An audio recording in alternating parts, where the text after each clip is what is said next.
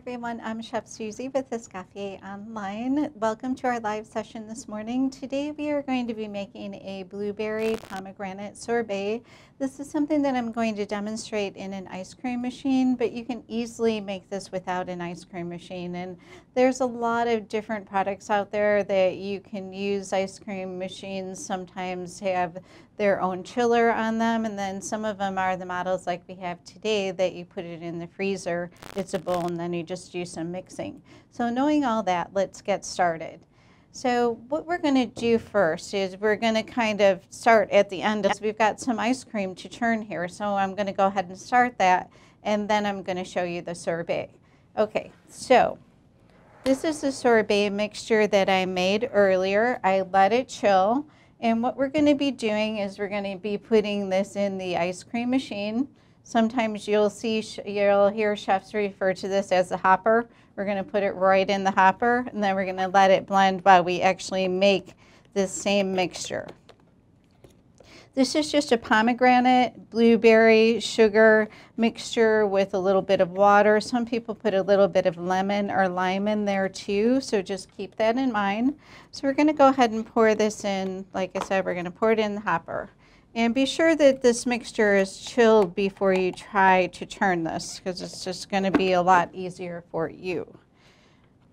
So typically you have to leave a little bit of room for this to grow. So you're aerating it a little bit. So kind of bound together a little bit here. You don't want to fill it all the way. I usually fill mine about 2/3 of the way. This is something that you don't want to be removing. Okay, got one more. This is about just roughly a quart's worth of this mixture. And please let me know along the way if you have any questions, maybe if you've done this before, or if you have any questions, especially on a variation. Okay, so I think that is plenty full. So we're going to start that. And you're going to see that it aerates a little bit.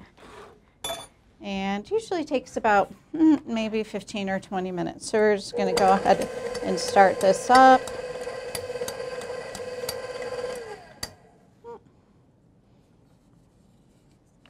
There we go. Okay. Sometimes when you take your time pouring this in a little bit, it starts to freeze in the bottom, and that's what happened. The mechanism kind of got stuck a little bit and it came undone. So if you hear it clicking, stop the machine and then just go ahead and adjust it like I did. Okay, so this is just a nice little ice cream making bowl that you can buy for an attachment for your KitchenAid mixer. And like I said, there's a lot of different kinds. You can buy them where they have a chiller in them where you actually plug them in. Or you can even make your sorbet without an ice cream maker. What you can do is you can freeze the mixture, and then once it's just about frozen, you can either stir it really good or you can put it in the RoboCoupe, because you want to get some air into it. Last week we did the semi-freddo, which is a still form frozen dessert, but it's very well aerated. We had the whipped cream in there and we had the egg whites, whereas this is not aerated. So you're going to have to aerate it somehow, and this way it's going to be a little bit lighter and not so hard to break into. It would kind of be like a popsicle if you didn't aerate it, if you just froze it still form, which is okay. You can use the same mixture for making popsicles if you have a popsicle mold. So the mixture is really easy. You're going to see a variety of different kinds of sorbet formulas, and in particular with the pomegranate and the blueberry, you may see the sorbet made with a simple syrup, or you may see it made with a little bit of egg white, and the egg white is going to help soften it and it's going to give it a little bit of aeration too. But today I'm just making something really basic. I've got some really nice blueberries here. I'm going to put a couple aside for the top of the dessert. And I've got some pomegranate juice, and you can juice your own, but they have some really good products on the market. So I bought the the Pom. This is delicious, 100% juice. There's no sugar in it. Always look for things like that, no sugar when you're freezing things. So I've got my blueberries and I've got my juice. And I'm going to be adding just a little bit of sugar.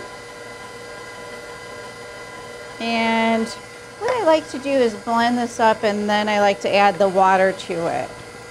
So please let me know if you have any questions.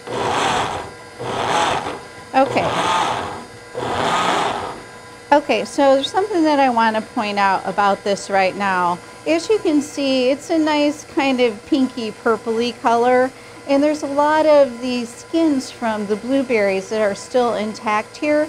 The more you blend this, the more it's going to become purple. And what you can do too is I have a little bit more blueberry than pomegranate. If you want it to be even more purple, you can go ahead and add a little bit more blueberry and just keep blending it until you blend those skins really well, and that's going to bring out that really pretty purple color that we're looking for. I'm going to go ahead and blend this some more.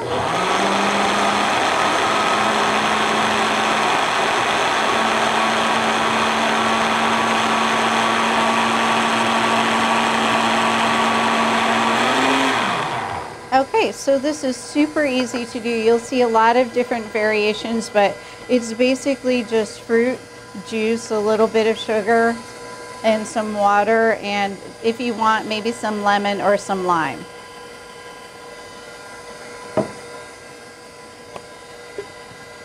Okay, so please let me know if you have any questions.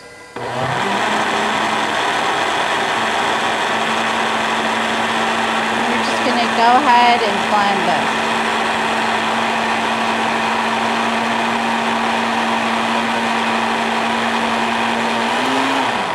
this. Okay, so as you can see, it's getting more of a purple color because we're really blending those skins off.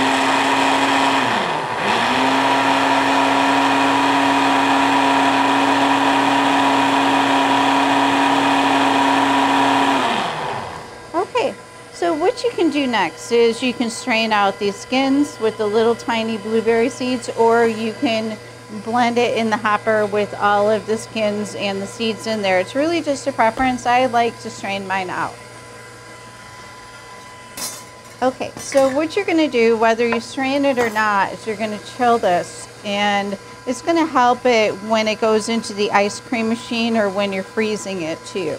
So always be sure to remember to chill this. Okay. So the sorbet, like I said, I like to strain all this out. So as you can see, there's quite a bit in there. The particle is it's a pretty color for the sorbet. It's a nice, it's a nice look, but it's really what you prefer. It's really personal preference. Okay. We get that over to the sink, and be careful with your white jacket on with the blueberry. I managed not to get any on me, but this really can fly. Okay, so we have a question. Why do you look for no sugar in the ingredients when you're adding sugar to it? Oh, okay. Very good question. The question is why would you look for no sugar in the ingredient when you're going to be adding sugar? It's really along the same lines as why you use unsalted butter in baking and you add salt to it, because you want to be able to control how much sugar you're putting in there.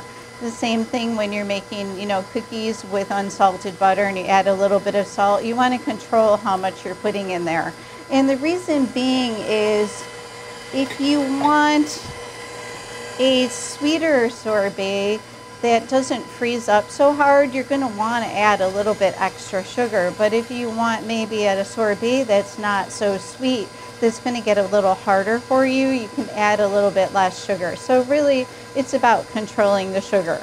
Okay, so this is our mixture, super easy to make, and we just set this aside, put it in the refrigerator, and then you're going to make it into sorbet with whatever equipment that you have.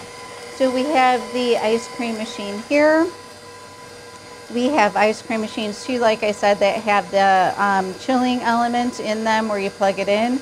Or you can make this in a RoboCoupe. Like I said, freeze it a little bit more than halfway, and you can put it in the RoboCoop to aerate it, or you can even do it by hand a few times when it's in the freezer. Similar to making a shaved granita, but you're going to just blend it a little bit more. So please let me know if you have any questions. Okay. All right, so we're gonna set some of these things aside. And we're gonna go ahead and take a look at this. I see some aeration here. Keep in mind that when this is done on the ice cream machine, it's not gonna be as if a sorbet would be that you bought in the store. You still have to put it in a container and freeze it for at least 4 hours. I recommend overnight is always the best, but at least 4 hours in the freezer. So we're gonna let this go just a little bit longer. And I've got some sorbet that I made earlier, so we're going to be pulling that out of the freezer, and we're going to go ahead and take a look at it. Okay, so for presenting your sorbet, what you can do is you can scoop it or you can form it, and I formed some in some molds earlier, so I'm just going to show you a little bit how I'm forming these. And you can form these in molds, you can, like I said, scoop them, you can make ice cream cakes with these, and you can even just do what I'm going to be doing here with these small molds with maybe a 10-inch ring or in a 10-inch cake pan. Okay, so let's go ahead and take a look at this again. Okay, so this is looking really good. I'm just going to turn it up a little bit. This is aerating nicely. Like I said, you just want to get some air in here. It's not going to be that thick. You're going to have to freeze it again, but it's looking really good. And please let me know if you have any questions on anything. Okay, so let's go ahead and take a look at some sorbet that I made earlier. Okay, so I spun this in the hopper. Then I popped it in the freezer. It's been in there for at least 4 hours, and it's nicely set. And what you can do is put it in a pan like this for even some scooping, or you can even cut this. It's pretty hard, so you could even you could cut squares, and you could even use this for a filling in a cake. Okay. So let's go ahead and take a look at these sorbets that I made earlier. Checking out our sorbet on the machine, it looks great. Okay. So I've got a couple of these that I made earlier, and I filled them with the sorbet mix. I like to do things in these little individual molds.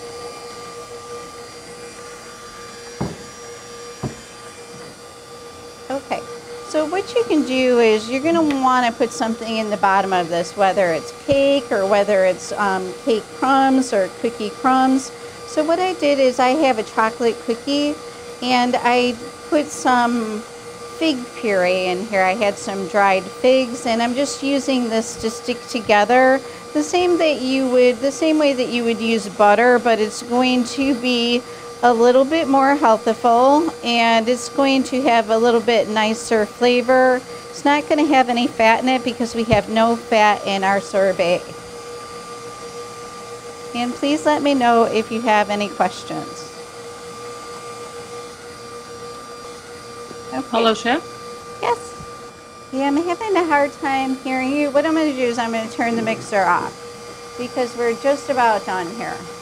Okay, and part of your question cut out a little bit. Okay, what I wanted to know is what was the difference between the granita and the sorbet in reference to product? What is it? Characteristics, just difference being the size of the ice crystals versus ingredient wise? Is there anything different? Okay, so you're asking the difference in comparison to the semi-Fredo and the sorbet? The sorbet and the granita. And the granita. Yes. Okay, yeah, they're a little bit different, and sometimes with the there's a couple of things that are a little bit different about the sorbet and the granita. The granita is more shaved a little bit, and you'll kind of almost be doing the same thing if you're making this by hand if you don't have an ice cream maker. And I always recommend to anyone, if you don't have equipment, try to work with what you have with. These ice cream makers are best, and even the RoboCoupe is best. But if you're doing it by hand, you're more kind of whisking and aerating, and the granita is more of a shave, and it's a little bit harder. And oftentimes the granitas are, they have, like you mentioned, more ice crystals in them. There's a little bit more of a water component in them usually, so they shave a little bit nicer. And sometimes you'll see these sorbets with the egg white, as I mentioned too, which is going to make them a little bit smoother. And the juice component too will help with some of that crystallization. So oftentimes granitos, you'll see those. I make a lemon one, and it's very hard when you start shaving it. And these sorbets aren't going to be as hard, but you want to make sure that you're not letting them go to a popsicle stage if you're doing it by hand. But you'll want to get a whisk in there and just whisk it where the granita is actually kind of chipping away and it's a shave. So I hope that answers your question. Yes, chef, that was awesome. Thank you. Okay, good, good. Both are equally delicious, and it would be hard to choose between the two. But what I really like about this sorbet is it's beautiful. The color is stunning, and it's impressive, and it's to me the color is exquisite. It's when you look at it, it's just wow, and people want to eat it. So this is why I chose this, and I like the chocolate component that I make with the cookie crumbs and the fig, and figs are in season here right now, so I kind of wanted to incorporate those a little bit. If you don't have fresh blueberries, you can always use frozen for something like this, and the pomegranates are seasonably fresh, but we always have this nice juice available. So knowing all that, let's go ahead and take a look at our sorbet on the machine. I'm just going to mix it a little bit more. We kind of turned it off a little bit so we could talk. But this is pretty much exactly what you're looking for.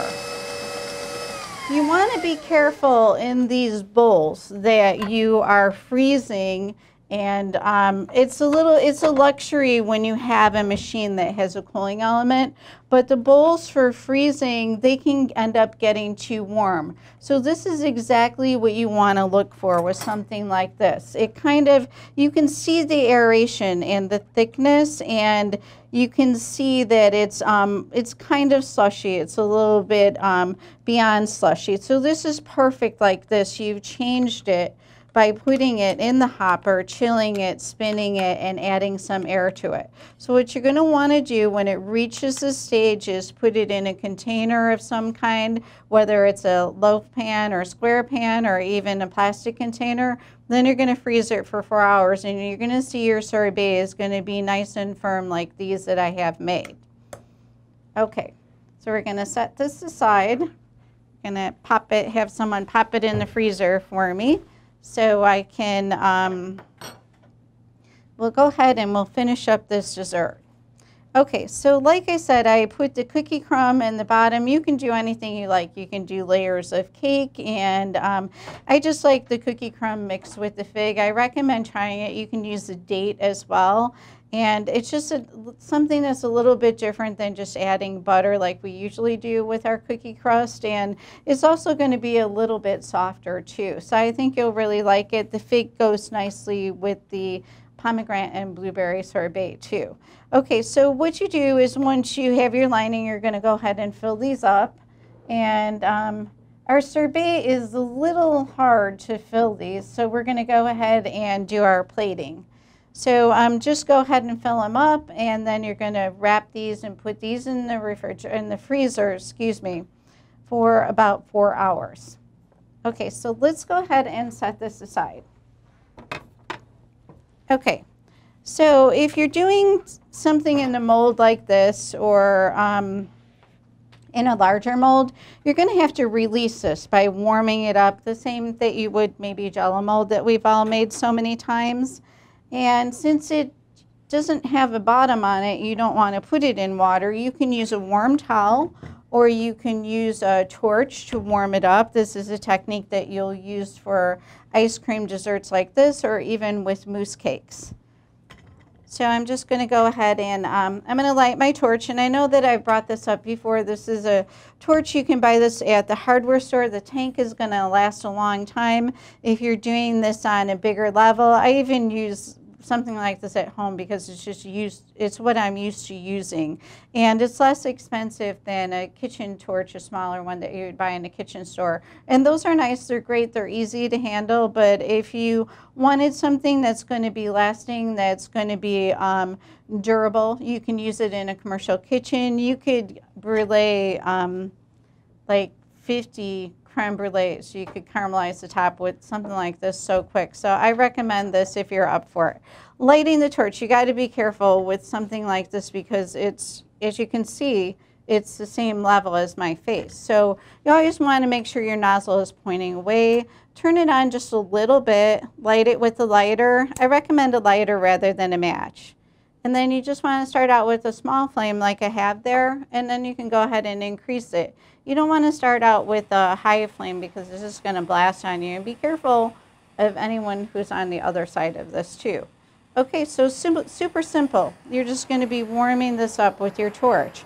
Warm one side, turn it, warm one side, turn it, and you can kind of feel it release. So I felt it come out. Turn this off. Make sure it's in a safe spot. The top is going to be a little bit hot. And then this is our sorbet, and it's super beautiful. It's exquisite. It's a nice little dessert. What I'm going to do is I'm just going to clean up these edges a little bit, and we're going to go ahead and plate this.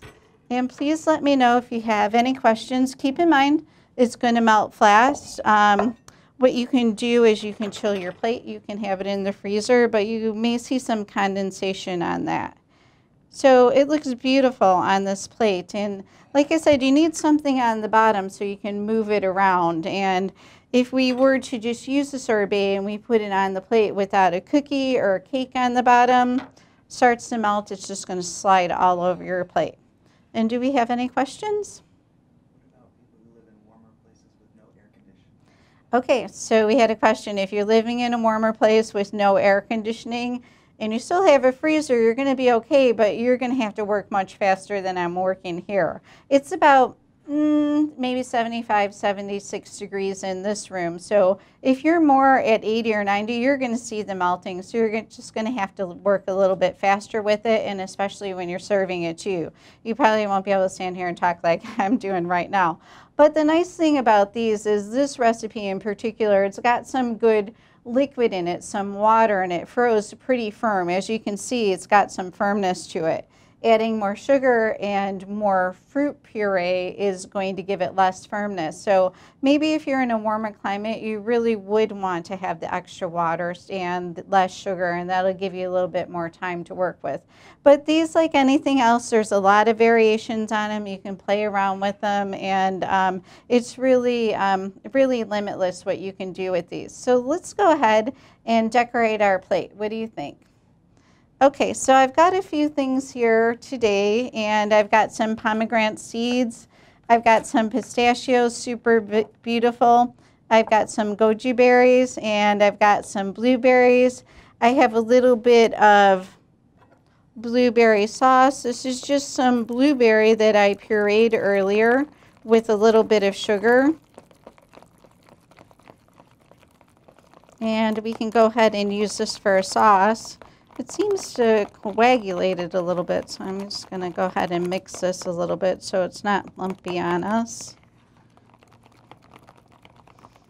And I might thin this down with a little bit of the pomegranate. Let's see if we can kind of mix this out a little bit. And please let me know if you have any questions. We're going to go ahead and thin this down with a little bit of the pomegranate. It's kind of nice to have this on the side here. And I've also got a little bit of marigold here, just a couple of flowers. Kind of pretty it up a little bit. And I've got some fresh fig too. We'll put a little fresh fig on here as well. Okay, and we have a question. Oh, okay, the question is where can you buy these molds? You can buy these in most cooking stores, and they are available online as well. So I would definitely shop around. Sometimes the cooking stores can be a little bit more expensive, so you can probably find a better deal if you're shopping online. Okay, so let's go ahead and put a little bit of our sauce on here. We'll see how this looks. We're just going to put a little bit. Okay, so we're just going to put a little bit of this on. And we've got a nice sauce on our plate. So let's go ahead and we're going to decorate this a little bit. So I think I'm going to put a few blackberries on here and some raspberries. And another pretty effect too is if these berries are frozen and they start to frost a little bit when you're plating it, that looks beautiful as well. Okay, so we're going to put a couple of blueberries. And please let me know if you have any questions. And we're going to put a couple of blueberries on our plate too. Okay, so I like the goji berry on top and on the plate. I think these are so beautiful and they taste delicious too.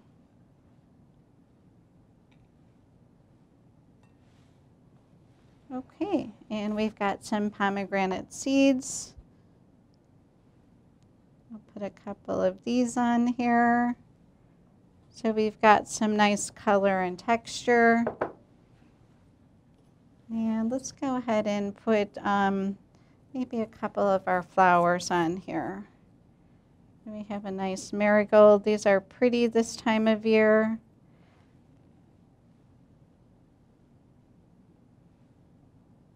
We've got a little purple flower.